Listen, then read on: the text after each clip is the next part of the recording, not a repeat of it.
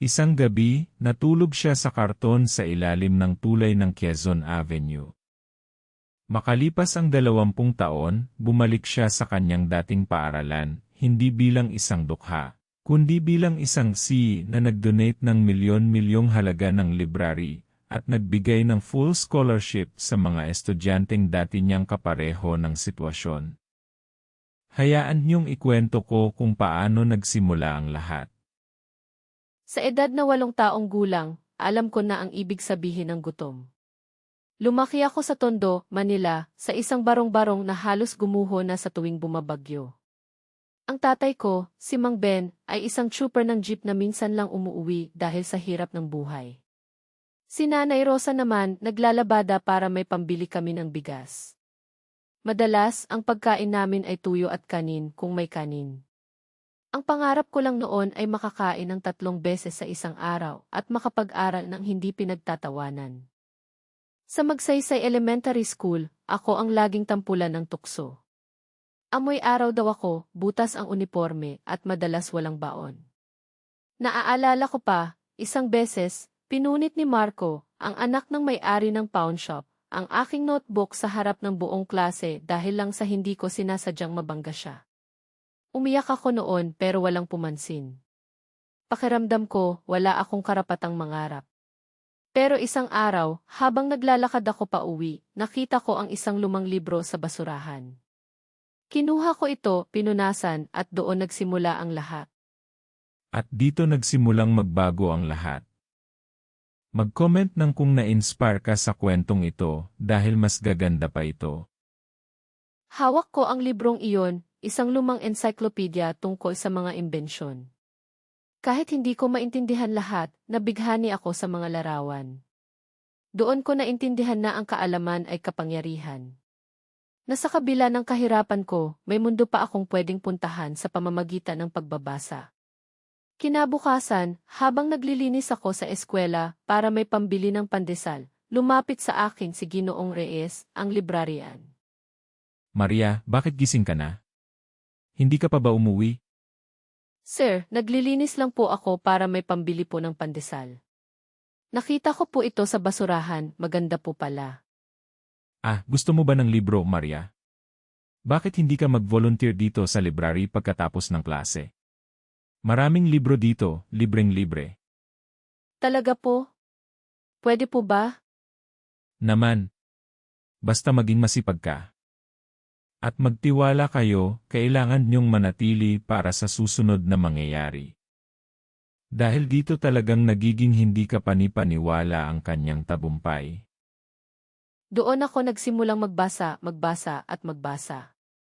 Sa library, nakalimutan ko ang gutom, ang hirap, ang mga tukso. Doon ako nangarap na maging inhinyero. Nakakuha ako ng scholarship sa high school. At kahit pa naglalakad ako ng 2 oras papunta at pauwi, hindi ako sumuko. Nag-graduate ako bilang valedictorian. Sa kolehiyo, ang tanging paraan para magpatuloy ako ay magtrabaho. Naging janitress ako sa umaga, nag-aaral sa gabi. Pakiramdam ko, bawat pawis ko ay isang hakbang papalapit sa pangarap ko. Isang araw, habang naglilinis ako sa computer lab ng universidad, nakita ako ni Dean Morales. Ikaw ba si Maria, yung janitress na laging top sa klase ko sa programming? Opo, Dean. Ako po. Alam mo, Maria, may balita ako para sa'yo. Gusto mo bang magtrabaho sa isang tech startup? Sila ang naghahanap ng mga promising na computer science students. Hindi ka na maglilinis. Buong araw ka na magpo-program. Talaga po, Dean? Pero paano po ang pag-aaral ko? Covered na ang tuition mo. Basta galingan mo lang sa trabaho. Ito na ang pagkakataon mo, Maria.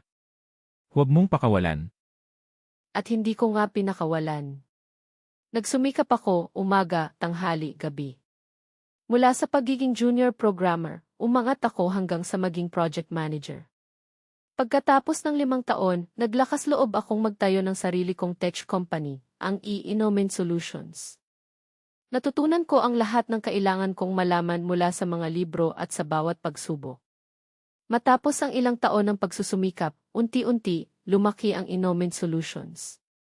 Hindi ko inakala na ang babaeng galing sa Tondo ay magiging sihi ng isang kumpanyang may daan-daang empleyado. Naaalala ko pa, ang una kong ginawa nang kumita ako ng malaki ay ipinagpatuloy ang pag-aaral ng aking mga kapatid. Ipinatayo ko ng maayos na bahay si Nanay Rosa at Tatay Ben. At pagkatapos, naisip ko ang Magsaysay Elementary School. Ang lugar kung saan ako pinagtatawanan, pero doon din ako natutong mangarap. Nag-donate ako ng isang state-of-the-art na library sa eskwelahan, puno ng mga libro at computer. At nagtatag ako ng scholarship foundation na magbibigay ng full scholarship sa mga batang mahihirap na may pangarap, katulad ko. Nang bumalik ako doon, nakita ko si Marco. Hindi niya ako nakilala agad. Maria? Ikaw ba yan? Ang galing mo na ngayon. Si ka na pala. Marco. Ako nga.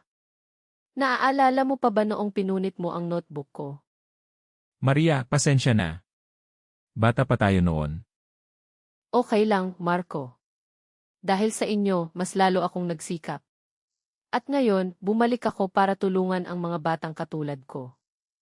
Mula sa isang batang natutulog sa karton sa Tondo, naging si Maria ng isang kumpanyang nagkakahalaga ng bilyon-bilyon. Pero ang mas mahalaga, hindi niya kinalimutan ang kanyang pinanggalingan. Tinatandaan niya ang bawat gutom at bawat luha na humubog sa kanya para maging inspirasyon sa iba. Kaya, anong aral ang natutunan mo sa kwentong ito? Ay comment ang inyong mga saloobin. At kung may sarili kayong kwento ng tagumpay, ibahagi niyo sa comments. Mag-subscribe para sa bagong kwento araw-araw.